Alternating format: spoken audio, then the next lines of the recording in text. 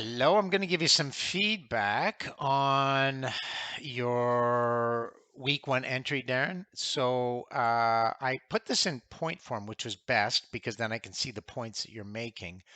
But when in the future, when you justify your grade, use the self-grading guide because it gives you a much stronger rationale for why you earned a grade. For example, just completing the online activities probably doesn't put you to a B plus. Uh, it's how you completed. So you might say, I put a lot of work in the reflections, I explored, I spent time, that kind of thing. You've given a reasonable summary here of your Gen A activity, which is fine.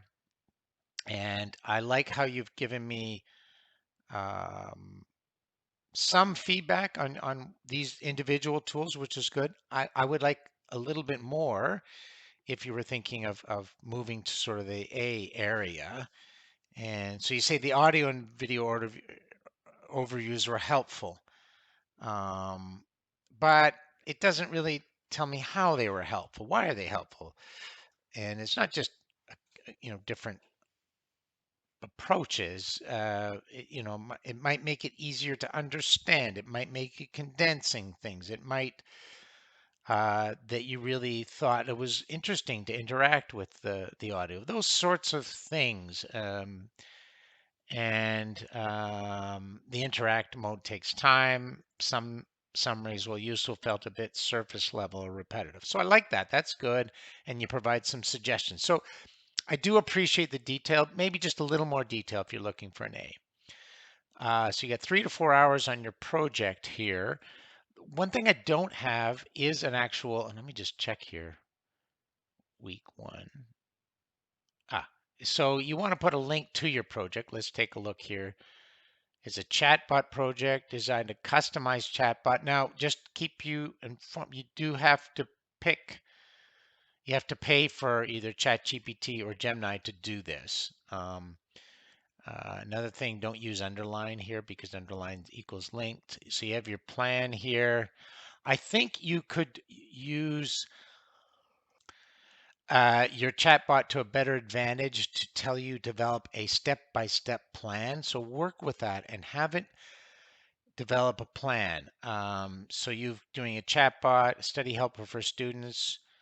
Now it can't be just K to 12 because kindergarten students are going to use this. They can barely speak, right?